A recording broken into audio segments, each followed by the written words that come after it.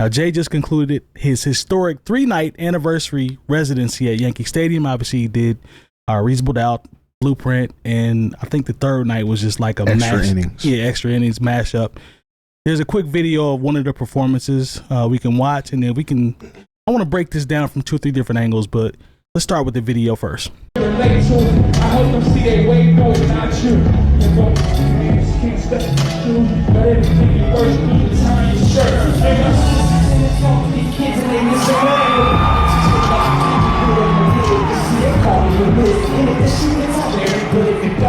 A lot of people. It's a lot of people, man. Looks like it's sold out to me. Looks sold out to me. A lot of people saying it wasn't, which is stupid, but yeah, so it looks like it was sold out. Shout out to M coming out. I think that's a huge, you don't get to see them do Renegade that often anyway. And him coming out, pretty much, legendary night, Nas, etc. But we can get into that. But I want to start here and then we can kind of branch off. But just initial thoughts and reactions based off everything that you've seen, the clips. How do you feel about the show based off how it's being presented? Well, because I know a few people who went. My cousins were there. I do too. Yeah. I know a couple other people that made it. They all had a great time. Yeah. They all said it was one of those things that they'll never forget. But I think this was something I think was good for the culture because, hey, everybody who got on that stage, and rapped, their mics had to be on. Yeah, and true. There was some backing tracks. Was there? M had a backing track, but Jay didn't have one. Okay, from what I saw, he was the headliner. He was basically on the rapped every word for 3 nights straight. And so, whenever I can point at that, and say, hey, if you want to make it to this kind of status, like everybody who is rapping right now, please learn the words to your songs. That part, because you can say whatever you want about Jay. I have said several things about Jay, and probably I'll say some things tonight. But one thing I cannot say is that he is a slouch when it comes to a performer and putting together a show. No, for sure. Yeah. I just think this was really dope to see somebody who's 30 years in the game. Actually longer than that, if you take it back to Jaz-O. Yeah, to Jaz-O and Hawaiian Sophie and, I thought it was dope that he brought out jazz too. And the stuff, he had a song with Old Dirty Bastard and Big Daddy Kane, and that's the video where Jay-Z has on the Reggie Miller jersey, which is crazy.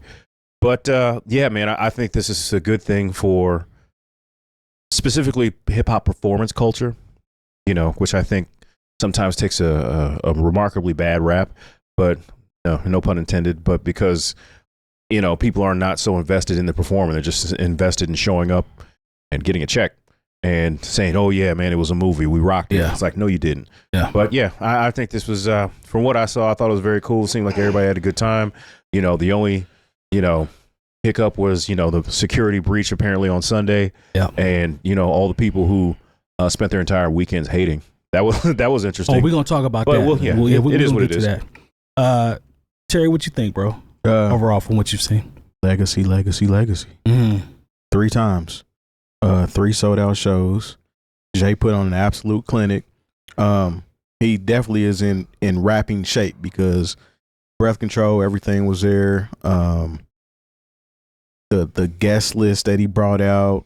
It just took me back to actually hearing these albums when they first came out.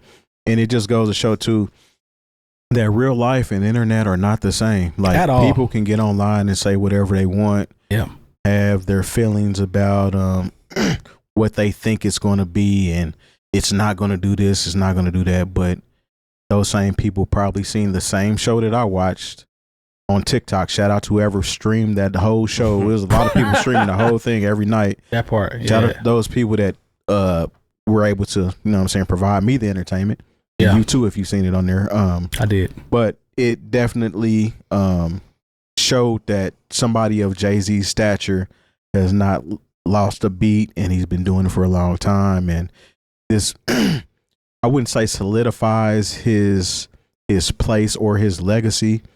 It just says that it never left. He hasn't missed a beat, literally and figuratively. I guess the thing that jumps out to me is more about the time distance between when Reasonable Doubt came out to now. 30 years is a long time to be able to perform a record and have a sold out stadium still rock with the album. And I thought that was very impressive for him to be able to roll out this record from 96 to now. And it still sounds like it. Now, maybe you have to take into consideration the age group or whatever, but it aged well. That record aged well, in my personal opinion. I can still listen to it. And then for him to be able to go out and execute it, to Terry's point about the breath control, like it didn't look like he was rusty. Everything was executed, from what I saw, perfectly from a performance standpoint. I don't expect him to do cartwheels or none of that shit, but it was dope. Like, I thought he performed it well, and the features were dope.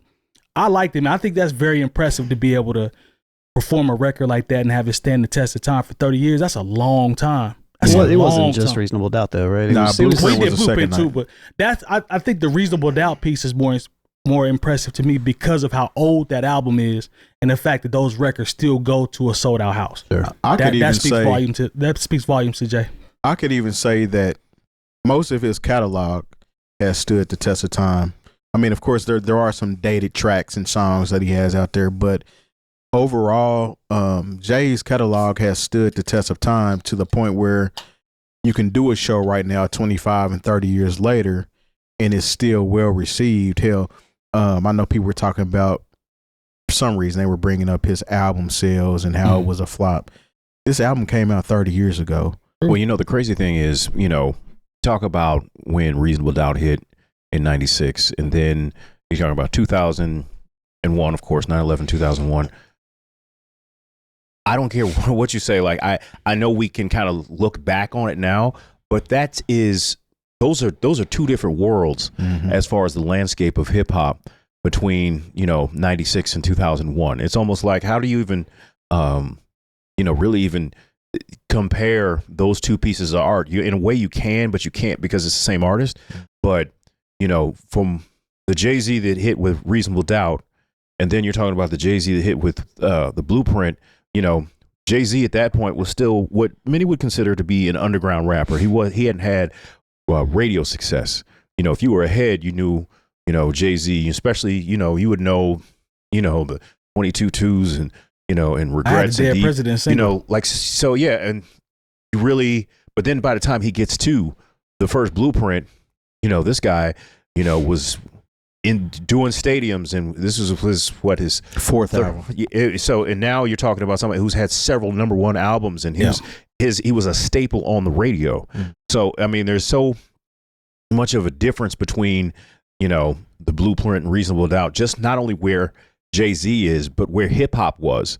Because at the same time, this was when I know people, it's hard to kind of recollect this, but this is when still hearing hip hop on the radio all the time was special in 1996. Even having the opportunity to hear in certain places, to hear hip hop during the day on the radio was special. But by the time we get to Blueprint, even in places that may not be the biggest markets, there is a hip hop station. Sometimes, and by that time, St. Louis had 2. It was crazy. So I just think this is something that, as far as time capsules are concerned, like, it's kind of a cool thing to compare, not just, outside of Jay-Z, but just when you're talking about hip hop in general.